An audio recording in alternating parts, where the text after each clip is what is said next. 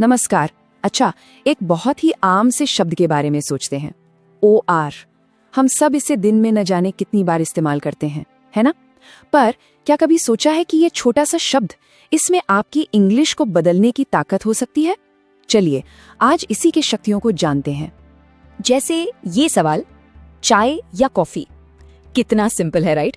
हम हर रोज ऐसे न जाने कितने ही छोटे बड़े चुनाव करते हैं और इन सब के पीछे वही एक छोटा सा हीरो है, और। तो और सिर्फ एक शब्द नहीं है, ये उससे कहीं ज्यादा है। ये एक कनेक्टर है।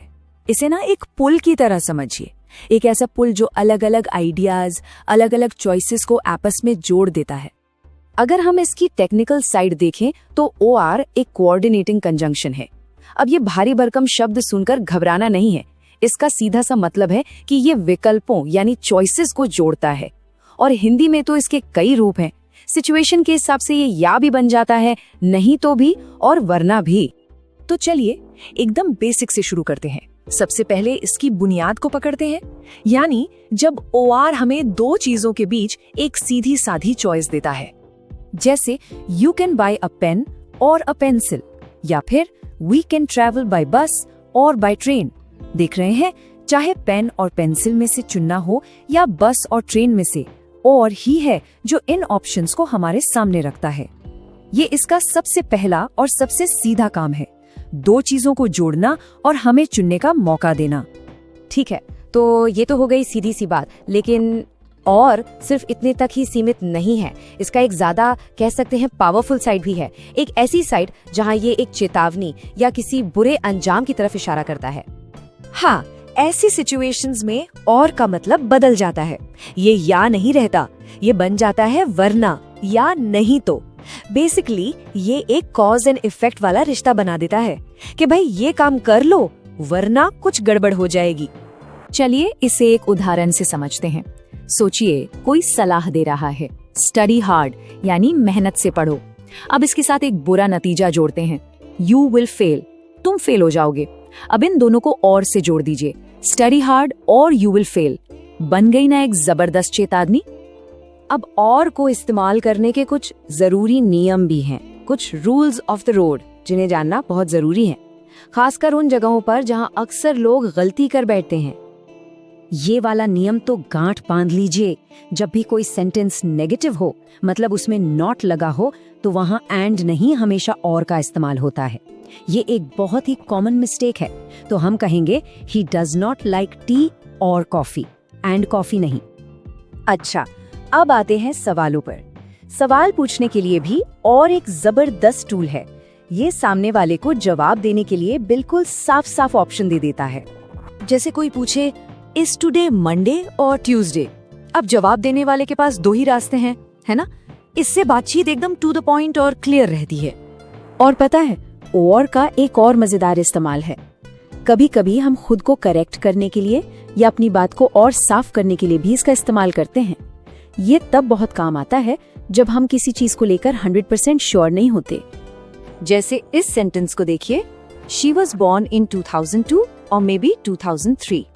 यहाँ बोलने वाला श्योर नहीं है 2002 था या 2003, तो उसने OR का इस्तेमाल करके अपनी बात को सुधारा और अपनी अनिश्चितता भी दिखा दी। तो चलिए अब लेवल थोड़ा बढ़ाते हैं और कुछ एडवांस स्ट्रक्चर्स देखते हैं। ये वो चीजें हैं जो खास तौर पर एग्जाम्स में बहुत काम आती हैं। सबसे पहले बात करते हैं आइदर और की। इसका इस्तेमाल हम तब करते हैं जब हमारे पास दो ऑप्शंस होते हैं और हमें साफ साफ बताना होता है कि दोनों में से सिर्फ एक ही होगा। ये इस बात पर जोर देता है कि दोनों एक साथ मुमकिन नहीं है। जैसे he will either call you or send a message।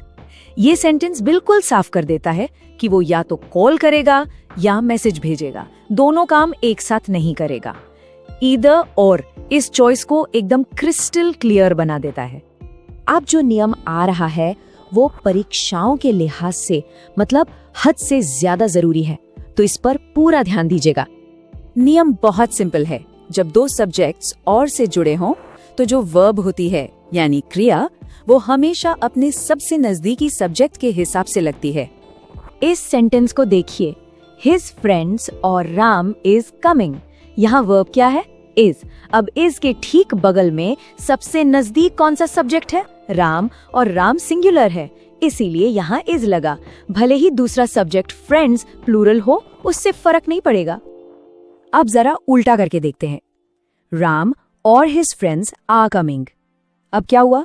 अब वर्ब के सबसे करीब का सब्जेक्ट है हिज फ्रेंड्स, जो कि प्लूरल है, तो बस वर्ब भी बदल गई और आर हो गई। सिंपल। वाह, तो हमने और के कितने सारे अलग अलग रूप और ताकतें देखी। चलिए एक फटाफट रिकैप कर लेते हैं ताकि सब कुछ याद रहे। तो क्या क्या याद रखना है? नंबर 1, और का इस्तेमाल होता है चॉइसेस, ऑप्शंस और वार्निंग्स के लिए। नंबर 2, जब चेतावनी देनी हो तो और का मतलब होता है वरना। नंबर 3, नेगेटिव सेंटेंस में एंड कभी नहीं, हमेशा और। नंबर 4, ईदर और का इस्तेमाल तब करें जब दो में से सिर्फ एक ही चुनना हो। और सबसे जरूरी एग्जाम वाला नियम, वर्ब हमेशा अपने सबसे पास वाले सब्जेक्ट की सुनेगी। तो और सिर्फ ग्रामर का एक नियम नहीं है, ये जिंदगी का भी एक हिस्सा है। हर और हमारे सामने एक नया रास्ता रखता है। ये हमें विकल्प देता है, परिणामों के बारे में चेतावनी देता है और हमें खुद को ज्यादा बेहतर तरीके से व्यक्त करने में मदद करता है। तो अगली बार जब और का इस्तेमाल करें तो इसकी ताकत के बारे में सोचें, इसे समझदारी से चुनें।